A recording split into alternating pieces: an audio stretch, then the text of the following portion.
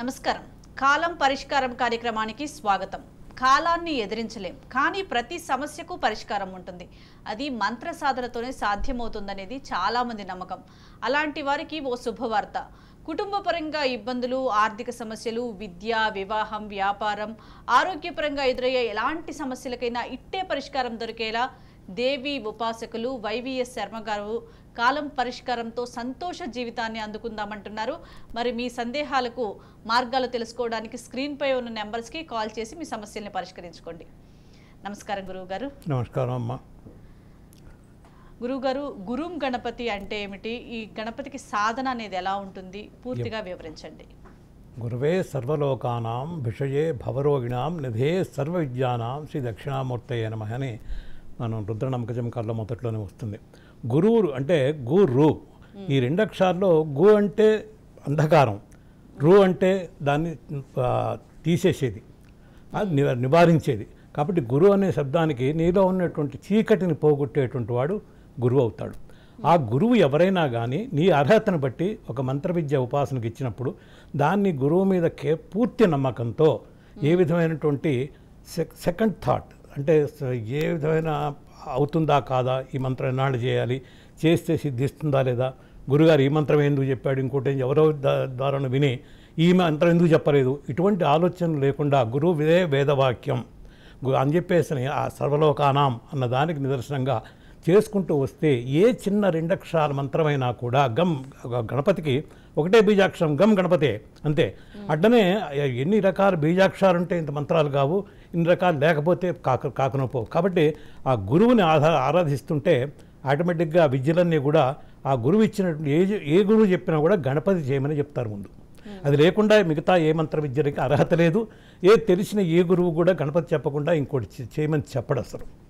కాబట్టి గురుం గణపతి రెండూ చేసుకుంటూ వచ్చినప్పుడు తర్వాత వాళ్ళ యొక్క నక్షత్రాలకు ఆధారంగా వాళ్ళకి ఏదే కామ్యాలు ఏవి నెరవేరాలో అవన్నీ ఆరాధించేటువంటి దేవతే గైడ్ చేసుకుంటూ వస్తుంది, సరైన గురువుతో కలుపుతుంది. గురువుకి శిష్యుడు దొరకడం ఎంత కష్టమో శిష్యుడికి అంతటి మహోన్నతమైనటువంటి గురువు దొరకడం కూడా చాలా గొప్పదం. కాబట్టి గురు శిష్యుడు అనుబంధం తండ్రి కొడుకుల అనుబంధంగా ఉండాలి. కానీ శిష్యుడు కోటీశ్వరుడు అయితే గురువుకి ఏదో బెనిఫిట్ అవుతుందని గురువు అనేవాడు నా దగ్గరికి వచ్చిన వాడు ఎంత ఇస్తాడనే ఆలోచన పొరపాటును కూడా గురువుకు అనేటువంటి వాళ్ళకి ఉండకూడదు. శిష్యుడికి గురువు పాదాలు తప్పితే వందే గురు పదద్వం అభాంగమానస గోచరం, ఈ రెండు పాదాలే ముల్లోకాలు, బ్రహ్మ విష్ణు మహేశ్వరుడు ఇక్కడే ఉన్నారనేటువంటి భావంతో గురువుకి నమస్కారం చేసినప్పుడు నీలో సహస్రారంలో ఎంత మంత్ర విద్య అక్కడ పెరుగుతోంది, దాంట్లో ఎంతటి ఆ అమృత తత్వం వస్తోంది అనేటువంటిది గురువు ఆశీర్వదిస్తూ నీ శిఖ మీద తల మీద శిరస్సు మీద చూస్తాడే కానీ నీ జేబులో ఎంత డబ్బులు పెట్టుకుని తన దగ్గరికి వచ్చాడా అని ఏ సరైన గురువు కూడా చూడడు. అట్లా చూసేవాడు గురువే కాదు. గురువు గారు కాల్ తీసుకుందాం. సరస్వతి గారు నమస్తే అండి. చెప్పమ్మా. సరస్వతి గారు నమస్కారం అండి. నమస్కారం, చెప్పమ్మా. మీ సమస్య ఏంటో చెప్పండి గురువు గారికి, మీ నక్షత్రం కూడా చెప్పండి. అలాగే అమ్మా. మా బాబు ముదునూరు తిరుపతి. నమస్కారం అండి. మీ బాబు గట్టిగా మాట్లాడండి. ముదునూరు తిరుపతి. ముదునూరు శరత్. అవునండి. నక్షత్రం 28/7/1984. నక్షత్రం చెప్పండి అండి. పుష్యమి. పుష్యమి నక్షత్రం. ఇప్పుడు ఏం కావాలమ్మా అతనికి? అది పెళ్లి వద్దంటున్నాడండి. గోల్డెన్ మ్యాచ్లు వస్తే వద్దంటున్నాడు. ఏంటో కారణం ఏం చెప్పడం లేదా మరి? కారణం ఏంటంటే అలాగే ఉంటానంటాడు. నేను బాగానే ఉన్నాను ఏంటంటాడు? నేను బాగానే ఉన్నానంటాడు అంతే. పెళ్లి చేసుకోవడానికి బాగుంటానికి సంబంధం ఏముంది? అది మీరు అడగలేదా? లేకపోతే ఇంతకుముందు ఏమైనా పెళ్లి దాకా వచ్చి ఆగిపోయిందా? అది కాదమ్మా, ఇంతకుముందు ఏమైనా పెళ్లి దాకా వచ్చి ఆగిపోయిందా? అలా ఏం లేదు, తనే రావట్లేదు అసలు చూడడానికి అమ్మాయిని.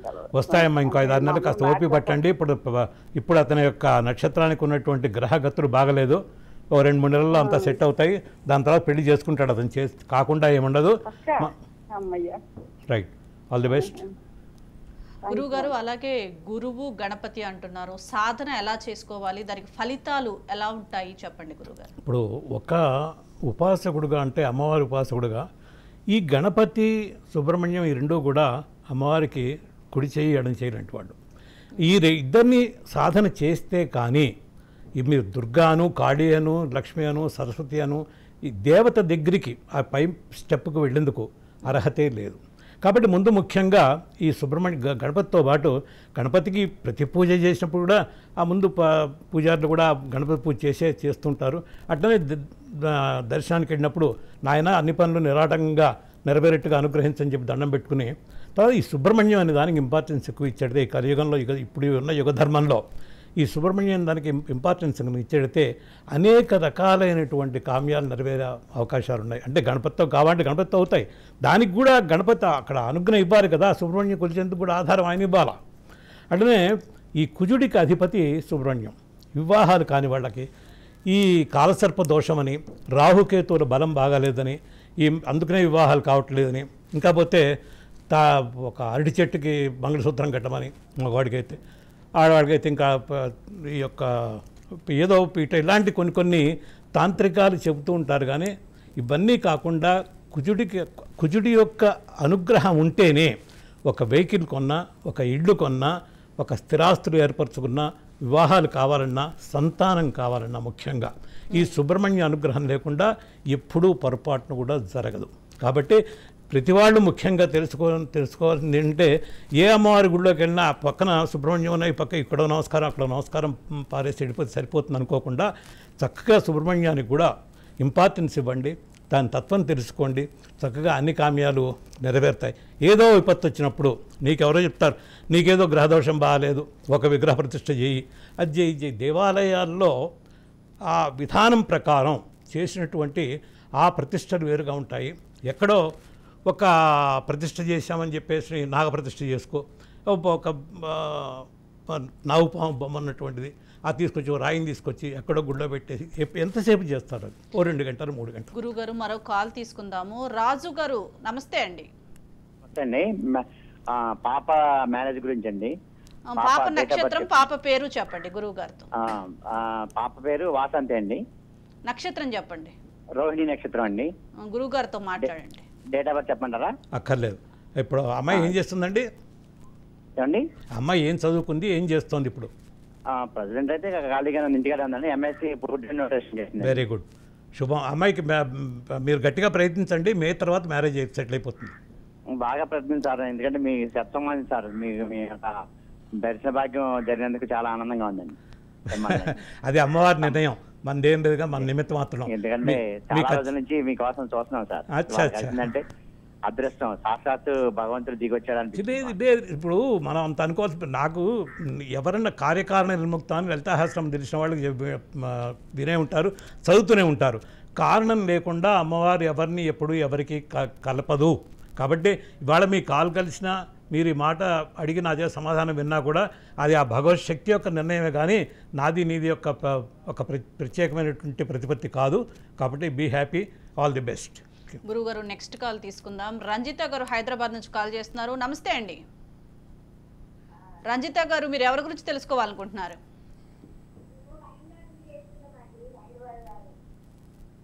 రంజిత గారు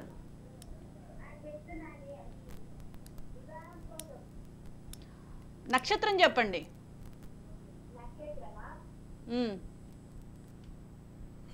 కట్ చేసి నెక్స్ట్. రంజిత గారు, మీరు టీవీ చూస్తూ మాట్లాడద్దమ్మా, మన టైం అంతా ఒక్కడే తినేస్తే మన టైం అంతా మిగతా వాళ్ళకి ఏం చెప్తాం మనం? గురుగారు కాల్ కట్ అయినట్లు. అందుకని ఈ సుబ్రహ్మణ్యం చేసేటప్పుడు కేర్ఫుల్గా, దాంట్లో ఏంటంటే బాగా తెలిసిన గురువు అయితే చెప్పేటప్పుడు అందరికీ సంకల్పాలు ఇవన్నీ కూడా ఒక్కసారి పుస్తకం చూడంగానే, ఒక్కసారి గురువుని ఆశ్రయించగానే వచ్చేసేవు. అనుభవంలో గురించి కూడా వస్తాయి. భూత భవిష్యత్ వర్తమాన స్వరూప నిరూపణ సిద్ధ్యర్థం అని కనుక సంకల్పం చేసి సుబ్రహ్మణ్యం కనుక చేసేటైతే ఆ మనిషికి జరిగింది, జరగబోయేది ఇవన్నీ కూడా ముందే తెలుస్తుంటాయి. ముందే తెలుస్తుంటే ఇప్పుడు నువ్వు వచ్చి నా ముందు కూర్చున్నా కూడా నువ్వు ఎవరు అనేటువంటిది నేను చెప్పగలుగుతాను. అటువంటి కేవలం ఆ సుబ్రహ్మణ్యం యొక్క అనుగ్రహం మాత్రమే. కాబట్టి సుబ్రహ్మణ్య ఆరాధనలో చాలా పటిష్టమైనటువంటి, చాలా మనం విస్మయం చెందుతాం, అటువంటి ఇవన్నీ ఉన్నాయి. ఇప్పుడు అదే రుద్రం నమక చమకాలతో ఆ సుబ్రహ్మణ్య మూలమంత్రాన్ని కనుక అనుసంధానం చేసి దాన్ని కనుక అభిషేకం చేసిన, అది హోమం చేసినా కూడా మహత్తరమైనటువంటి నీకు అనుకోని కార్యం ఏ విధమైన అసలు జరగదనుకున్నా కూడా ఒక మధ్యలో ఆగిపోయిన ఇళ్ళ కట్టుబడులు కానీ ఇలాంటివన్నీ కూడా ఇమ్మీడియట్గా సక్సెస్ అవుతాయి. మ్యారేజెస్ కాదు అనుకున్న వాళ్ళకి అవుతాయి. సంతానం లేదు 5 ఏళ్ళు 6 ఏళ్ళు 7 ఏళ్ళు అని చెప్పి అనుకున్న వాళ్ళు కూడా తప్పనిసరిగా ఈ పాశుపతం అంటారు దాన్ని, శివుడి మంత్రంతో అనుసంధానం చేసేది పాశుపతం అంటారు. ఆ సుబ్రహ్మణ్య పాశుపతం కనుక చేసేటైతే అది ఉపాసనలో వస్తుంది. సాధన చేసుకున్నట్టయితే విడిగా అయితే కనుక ఏ ఉపాసకుడి దగ్గరైనా సుబ్రహ్మణ్య పాశుపతంతో కనుక హోమం కనుక చేయించుకున్నట్టయితే సంతానం చాలా ఆలస్యమైనటువంటి వాళ్ళు, ముఖ్యంగా లేకపోతే వివాహాలు కాకుండా ఉన్న ఆలస్యంగా ఉన్నటువంటి వాళ్ళకి, ఇటువంటి వాళ్ళ వరకు అందరూ కూడా సుబ్రహ్మణ్యాన్ని ఆశ్రయించవచ్చు. దానివల్ల సత్ఫలితాన్ని పొందవచ్చు. అంతేగాని ఎక్కడో సామూహికంగా ఈ విగ్రహాలు ఏదో ప్రతిష్ఠ చేస్తున్నట్టు మనం కూడా దాంట్లో 5,000 2,000 కట్టేసి చేసి వచ్చేస్తాం అనుకుంటే అది మాత్రం చాలా మీ వినాశనానికే దారితీస్తుంది. ఎందుకంటే నెక్స్ట్ కాల్ తీసుకుందాం గురువుగారు.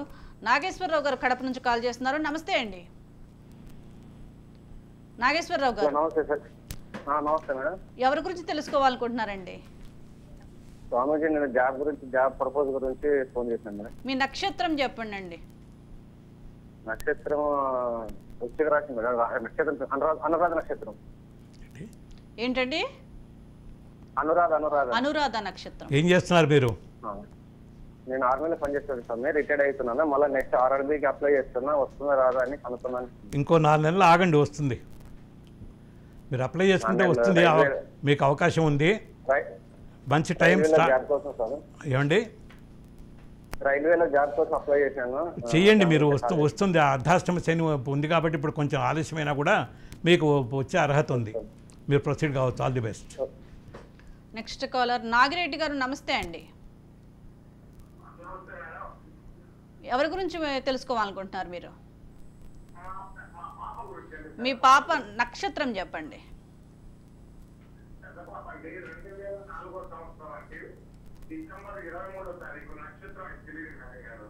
మీరు రేపు మార్నింగ్ ఇంటికి ఫోన్ చేయండి.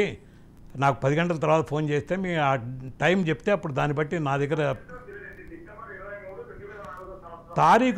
తారీఖుతో ఏమీ తెలియదు. నక్షత్రం కావాలి, అప్పుడు కానీ నేను చెప్పలేను. రేపు మార్నింగ్ ఇంటికి ఫోన్ చేయండి. ఫోన్ చేయటమే కదా, మీరు ఖర్చు పెట్టేది ఏముంది దానికి. Right, all the best. Calls కలవని వారు కూడా రేపు మార్నింగ్ టైంలో గురువుగారు అవైలబుల్ ఉంటారు. ఆ టైంలో కనుక మీరు కాల్ చేసినట్లయితే వివరంగా తెలియచేస్తారు. గురువుగారు ఇలా ఇందాకలు చెప్తున్నారు, మామూలుగా నవగ్రహాలకి చాలామంది పూజలు చేసుకుంటూ ఉంటారు. పెళ్ళిళ్ళు కాని వారు నవగ్రహాలకి పూజలు చేయండి. నవగ్రహాలు కాదమ్మా, పెళ్ళిళ్ళు కాని వాళ్ళు నవగ్రహాలకు చేస్తే ఏమి కాదు, నాగప్రతిష్టలు చేస్తేనే అవుతాయనేటువంటిది ఒక నానుడిని తీసుకొచ్చారు. దాన్ని కొంత వీళ్ళ exploiting the weakness of the public. ఇది ఏంటంటే ప్రతిష్ఠ చేశారు, బాగానే ఉంది. ఇప్పుడు సామూహికంగా నేను ఎవరినో చండీ హోమం చేసుకోమంటే అక్కడ దీనిలో చేసొచ్చామండి, ఆ గుళ్ళో చేసామండి, ఈ గుళ్ళో చేసామని చెప్తుంటారు. సామూహికంగా చేసేటప్పుడు నీకు ఎంతవరకు ఫలితం దాంట్లో ఏ పర్సంటేజ్లో నీకు దక్కుతుంది. అది శ్రీశైలంలో చేసినా, కాళహస్తిలో చేసినా, ఇంకో చోట చేసినా కూడా నీ ఇంట్లో 10 రూపాయలు ఖర్చుకు వెనకాడకుండా ఒక 500 రూపాయలు డొనేషన్ ఇచ్చినట్టుగా 500 రూపాయలు కట్టేస్తే అక్కడ 2 గంటలు కూర్చొని వచ్చేస్తే మనకు అయిపోతుంది అనుకోవటం అది పిచ్చి. యాదేవి సర్వభూతేషు భ్రాంతి రూపేణ సంస్థ అని. నాకు చేయవలసిన పూర్ణమైనటువంటి సేవ చేయకుండా నీకు ఎక్కడ ఫలితాన్ని ఇస్తానంటుంది అమ్మవారు. కాబట్టి అటువంటి వాటిని కుదిరిపెట్టి చక్కగా చేసుకోదలుచుకున్నప్పుడు ఆ సంతానానికే కావాల్సి వచ్చేప్పుడు నాగ హోమాలు చేసుకోండి. సుబ్రహ్మణ్యానికి సంబంధించినటువంటి హోమాలు అనేక రకాలు ఉన్నాయి. అవి చేసుకునేటైతే మీకు దాంట్లో ఆ యొక్క ఫలితం ఇమ్మీడియట్గా మీకు దక్కుతుంది. చేసేవాళ్ళు ఆ సుబ్రహ్మణ్యం పురోహితులుగా కాకుండా సుబ్రహ్మణ్యం ఉపాసన ఉన్నవాళ్ళు చేస్తే దానికి శీఘ్రంగా, ఎందుకంటే వాళ్ళ తపశ్శక్తి దగ్గర నుంచి మీకు ధారపోయటం అవుతుంది. అది లేకుండా ఏదో వృత్తిరీత్యా చేయటానికి వాళ్ళు 2 గంటలు కూర్చుంటే నాకు 10,000 వస్తుందన్నట్టుగా చేసేటువంటి మాత్రం వాటి దూరిపోయి వృధా చేసుకుని తర్వాత పురోహితులందరినీ నిందించవద్దు. నేను అది చెప్పేది. గురుగారు నెక్స్ట్ కాల్ తీసుకుందాం. శ్రీనివాసులు గారు గుంటూరు నుంచి కాల్ చేస్తున్నారు. నమస్తే అండి. నమస్తే మేడం. ఎవరి గురించి తెలుసుకోవాలనుకుంటున్నారండి? నా గురించే మేడం. మీ నక్షత్రం చెప్పండి. మేడం ఎన్ని తెలియదు మేడం, ఓవర్గా సంవత్సరం అనేది ఐడియా ఉంది. 1974. నక్షత్రం తెలియకుంటే కష్టం అండి. రేపు మార్నింగ్ సార్ ఉంటారు, ఆ టైంలో మీరు కాల్ చేస్తే స్క్రీన్ పై ఉన్న నెంబర్స్కి కాల్ చేసి మీరు అప్పుడు క్లుప్తంగా చెప్తారనమాట. నక్షత్రం అంటే నెక్స్ట్ కాల్ తీసుకుందాం. కొండయ్య గారు నమస్తే అండి. కొండయ్య గారు, గురుగారు కాల్ కట్ అయినట్లుంది. ఇందాకలు పాశుపత హోమం అని చెప్తున్నారుగా, అది ఎలా చేయాలంటారు? ఎటువంటి పరిష్కారాలు? ఈ శివుడి యొక్క రుద్రానికి ఏ దేవతకైతే చేయదలుచుకున్నారో అది అనుసంధానం చేసి అది చేయటం అనేది పాశుపతం అంటారు. అంటే కుబేర పాశుపతం. సపోజ్ మామూలుగా అందరికీ తెలిసేందుకు కుబేరుడు అయిపోవాలి. ఎట్లా నిజంగానే అనుకున్న స్థాయి నుంచి చాలా పైకి వస్తారు చేసేది గనక, ప్రొవైడెడ్ కరెక్ట్గా ఆ కేవలం కొబ్బరి నీళ్ళతోనే చేసేది. కానీ రాజాది రాజాయ ప్రసన్య సాహినే అని చెప్పి ఆ మంత్రపుష్పంలో చెప్తుంటారు. అక్కడ ఉన్నది మూల విరాట్ అంతా కూడా ఆ మంత్రాన్ని, రుద్రమంత్రానికి అనుసంధానం చేసుకుంటూ దాంతో కనుకంటే ఒక అభిషేకం అయ్యేటప్పటికే చాలా టైం పడుతుంది. ఇది కనుక 40 రోజులు కంటిన్యూస్గా కనుక ఆ గ్యాప్ లేకుండా కనుక చేయగలిగితే ఖచ్చితంగా వాళ్ళ ఆర్థిక పరిస్థితుల్లో మార్పులు వస్తాయి.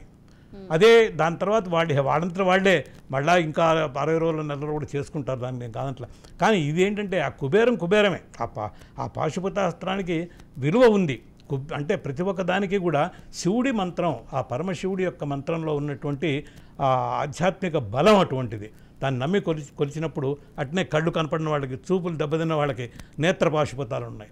ఆ నేత్ర పాశుపతం కనుక చేసేటైతే ఆ కళ్ళు తిరిగి వచ్చి నేను స్వయంగా చేసిన కూడా అది కేవలం ఏంటి, దేంతో చేసేది? అక్కడికి వచ్చేటప్పుడు సన్ఫ్లవర్ ఆయిల్ ఇట్లా.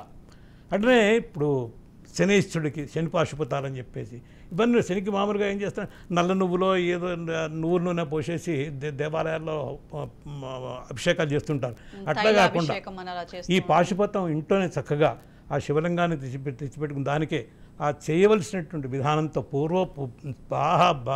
పాత పురాతన కాలం నుంచి వచ్చినటువంటి గ్రంథాలు ఉంది ఏంటంటే ఈ నూనెలు, ఈ నువ్వుల నూనెలు ఇవే కాకుండా చక్కగా ఆవు పాలు, తెల్ల నువ్వులు దీంతో కలిపి పాశుపతం చేస్తే చక్కటి ఫలితం ఇమ్మీడియట్గా వస్తుందని చెప్పి చదవడం మూలంగా తర్వాత చాలాసార్లు నేను ప్రయత్నం చేశాను, దానికి తగ్గ ఫలితాలు కూడా వచ్చినాయి. కాబట్టి ప్రాక్టికాలిటీకి ఎప్పుడు ప్రాధాన్యత ఇవ్వాలి, కానీ ఓన్లీ బుకిష్ నాలెడ్జ్ కానీ ఓన్లీ దీంతో మాత్రం ఆధారపడకండి. తెలిసి చేసుకుంటే ఏ దేవత అయినా అనుగ్రహిస్తాడు. అత్యాశకు పోకుండా ఉంటే నీ అర్హత ఎంతో ఆ దేవుడు అనుగ్రహించి నీకు ఇవ్వనే ఇస్తాడు. గురువుగారు నెక్స్ట్ కాల్ తీసుకుందాం. కొండయ్య గారు నమస్తే అండి. కొండయ్య గారు,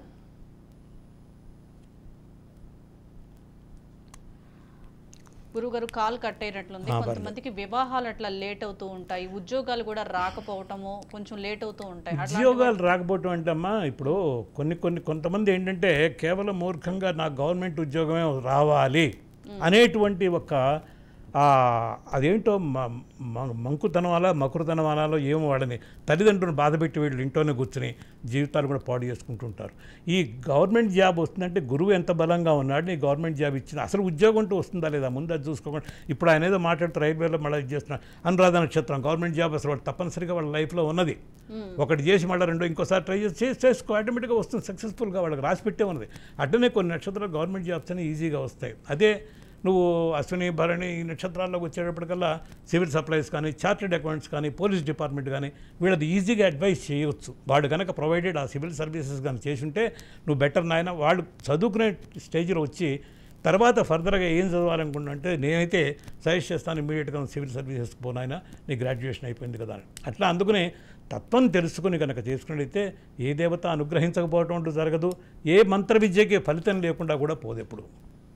అందులో వివాహాలు వీట ఆడినప్పుడు ఆ వివాహాలకి యోగ్యత, ఇప్పుడు చండీలో చెప్తున్న భార్య మనోరమాం దేహి మనోవృత్యనుసారిణి, నా మనస్సుకు అనుగుణంగా ఉండే భార్య కావాలని కోరుకోవాలి. కానీ నెలకి 2 లక్షల ప్యాకేజ్ జీతం వచ్చే భార్య కానీ, లేకపోతే సద్యోగం చేస్తుండే వాళ్ళే కావాలి, ఇట్లాంటి అతి ఆశలు పెట్టుకోకుండా నా మనస్సుకు అనుగుణంగా రమింపజేసేటువంటి ఇదున్నటువంటి భార్య వస్తే వాడు ఎప్పుడు కూడా జీవితం పర్యంతం సుఖంగా ఉంటాడు. ఉన్నా లేకున్నా, తిన్నా తినకపోయినా కూడా, ఇంట్లో ఉన్న అడవిలో ఉన్నా కూడా, 10 మందిలో ఉన్న ఒక్కడే ఎట్లా ఉన్నా కూడా ఆ దాంపత్యం ఎప్పుడు కూడా చక్కగా వర్ధిల్లుతుంది. అది లేకుండా కేవలం ఫ్యాషన్ పేరెంట్ మాదిరి మ్యారేజెస్ చేసుకుంటూ దీనిలో నేను కూరలు జరిగితే బంద్ చేస్తాననే పరిస్థితి వస్తే ఇప్పుడు ఇవాళ రేపు చాలా కేసెస్లో చూస్తూనే ఉన్నాం, వింటూనే ఉన్నాం. ఏమి చేయలేం, వాళ్ళకు కూడా ఎవరికి ఏం చెప్పలేం. జనరేషన్ మారుతోంది, మళ్ళీ పూర్వంలోకే వెనక్కే వస్తారు. ఎవరైనా కూడా ఎక్కడికైనా ముందు తరాక తప్పదు. గురుగారు నెక్స్ట్ కాల్ తీసుకుందాం. సునీత గారు నమస్తే అండి. నమస్తే అండి. చెప్పమ్మా. మీ సమస్య ఏంటో చెప్పండి గురువు గారికి. ఓకే, నమస్తే గురువు గారు. నమస్తే అమ్మా, చెప్పమ్మా. ఇప్పుడు పాపకి సంబంధాలు చూస్తా ఉన్నాం గురువు గారు. ఓకే. పాపకి అబ్బాయికి ఇద్దరికి కంటరజ్జు అని వచ్చింది. ఆ, అది ఎట్లా గురువు గారు, వివాహం చేయొచ్చా ఎట్లా అనేది? అంటే పాప నక్షత్రం ఏంటి, అబ్బాయి నక్షత్రం ఏంటి? ఇది వృషభ రాశి రోహిణి నక్షత్రం గురువు అవును. గారు. అమ్మాయి వచ్చి శతవిష నక్షత్రము కుంభరాశి గురువు గారు. ఇప్పుడు దీంట్లో మీకు అబ్జెక్షన్ ఏంటి? అంటే కంటరజ్జు అన్నారు, ఏమీ లేదు, మీ అమ్మాయి కాస్త కోపిష్టి, అవునా కదా? ఆ కుర్రాడు ఆర్టిస్టిక్ సైకాలజీ, కాస్త మృదువైన స్వభావం, ఏం పర్లేదు, మీ అమ్మాయిని తట్టుకుంటాడు, నువ్వు చేసేయచ్చు, ఏమి ఇబ్బంది లేదు. ఈ ఊరికనే plus into plus minus into minus ఇటువంటి క్యాలిక్యులేషన్ చేయవద్దు. ప్రవర్తన ఎట్లా ఉంటుంది, రోహిణి నక్షత్రం వాళ్ళ ప్రవర్తన సహజంగా ఎలా ఉంటుంది, ఇవన్నీ డీప్గా రీసెర్చ్ చేశాం కాబట్టి నేను చెప్తాను, ఖచ్చితంగా చేసేయవచ్చు. నువ్వు ఒకటే స్వబుద్ధి సుఖం చేయవా గురుబుద్ధి విశేషత పరబుద్ధి వినాశక. నువ్వు నీకు తోచిందా చెయ్యి, నీకు కాలేదు గురువుని అడిగావు, గురువు చెప్పినట్టు చెయ్యి, అంత దాంట్లో తర్కం ఉండకూడదు. ఇక పరబుద్ధి వినాశగా, ఇదే వెళ్ళి మూడో మనిషిని అడిగితే చచ్చా దిక్కుమాలని ఎందుకు చేస్తావు, వాడెంత పరికరాన్ని వాడికి నీకు కూతురు చేయటం ఏంటని చెప్తారు. అంటే వాడు చేయడు, ఇన్ని చేయనివ్వడు. కాబట్టి నువ్వు నీ అంతటి నువ్వు ఆలోచించుకొని గురుగారు చెప్పాడు చేయవచ్చు అని నమ్మకం ఉంటే చేసి వాళ్ళకి ఇద్దరు పిల్లలు పుట్టిన తర్వాత అప్పుడు నాకు చెప్పు, మళ్ళీ అప్పటిదాకానే ఉంటే రైట్ అమ్మా. All the best. గురుగారు మరో కాల్ తీసుకుందాం. వెంకటరమణ గారు నమస్తే అండి. మీ సమస్య ఏంటో చెప్పండి గురువు గారికి. మాట్లాడండి అండి గురువు గారితో. చెప్పండి ఆయుష్మాన్ భావ్, చెప్పండి.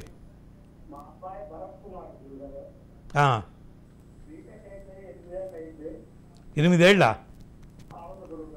ఈ నక్షత్రం? అబ్బా, ఏ ఉద్యోగం చేయలేదు అప్పటి నుంచి?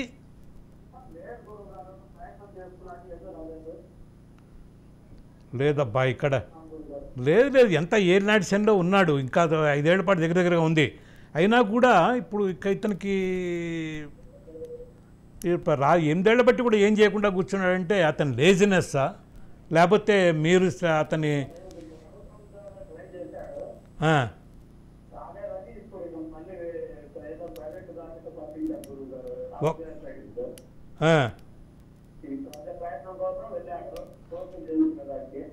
ఏం చేయించడానికి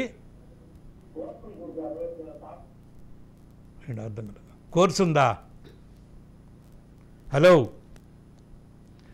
కాల్ కట్ అయినట్లుంది గురువుగారు. గురువుగారు ఇందాకులు చెప్పినట్లు గ్రహాలు ఇప్పుడు శ్రవణ నక్షత్రం అని చెప్తున్నాడు ఆయన.